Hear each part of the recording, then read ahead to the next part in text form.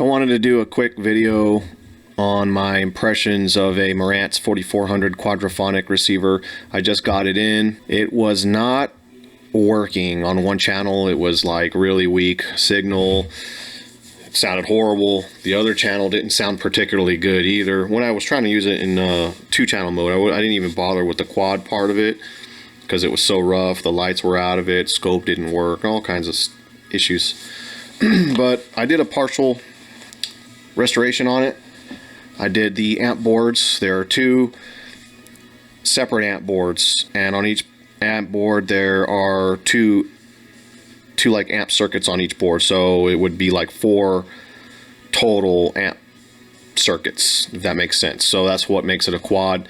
But when you run it in 2-channel mode, you get 200 watts per channel, which is awesome. 180 to 200 watts. I'm not really particularly sure. Apparently, supposedly the green scoped ones were 180 and the blue scoped ones were 200. I don't know how true that is. I didn't put a load on it, you know, and resistive load and crank it up and to see where it started clipping. But I will say that the build quality, of course, is pretty much what you would expect from Marantz from this era. The particular unit that I have is a 1976, which is the same generation or same year, exact year as my 2235B.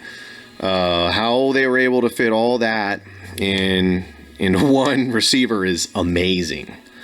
It's just amazing, and how it's like everything's like Tetris in there. Beautiful receiver. I got the scope going again. It's super cool. I've never seen one before. I'm only 36. I'll be 36 this year in April. I've never seen a scope like that before. That is super cool. It's like an oscilloscope. It like oscillates with the music. Well, you can have like different settings. It's just super cool. Transformer's massive. That has a lot to do with why it sounds the way it does. Tons of headroom. I mean, you could tell that it has a lot of, you know, cojones behind that. It's a very heavy receiver. I want to say, I don't know how much this thing weighs. I don't know if it's like 60 or 70 pounds. I don't know. It's pretty heavy. It's a pretty heavy receiver. These are really expensive receivers. I don't know how much this guy paid for this broken one. Like I said, I did the power supply, I did the amp boards, I did the scope board, I did the phono board. I didn't mess with anything else that I can recall.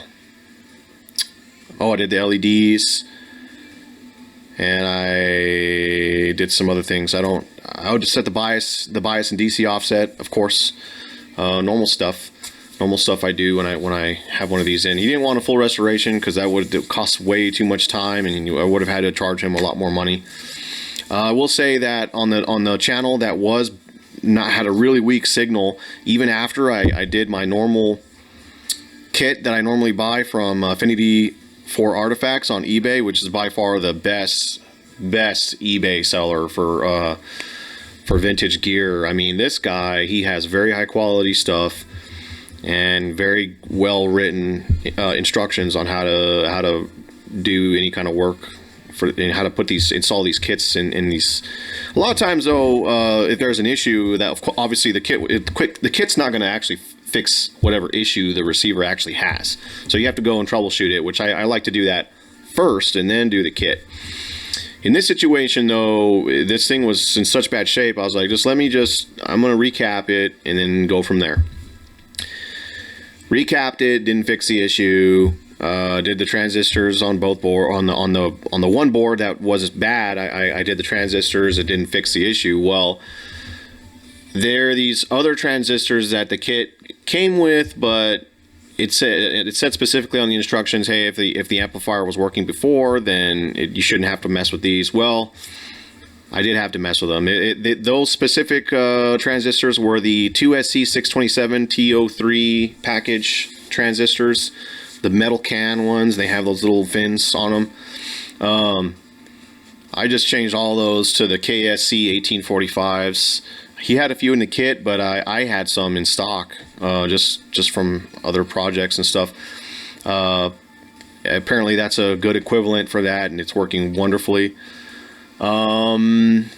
The other thing I wanted to note was that this particular one, I don't know if they all had them, but it has a wood cabinet, which I'm not particularly a huge fan of, the wood cabinet, just because of the damage that it's probably endured. To find one in really good shape, like this one was really rough. I was like, man, either I could, you know, I could try to fix this, or you can pay somebody else to try to restore this cabinet. But yeah, I'm not going to mess with it, but it is what it is. So that's one thing that I don't really like about it, was a wood cabinet. And if maybe they make a metal cabinet version, I would prefer that, because I don't like the wood cabinet so much on this one. I messed with the quad a little bit, played with it. I didn't restore any of the, I didn't recap or do anything to the Very Matrix or any of the quad stuff.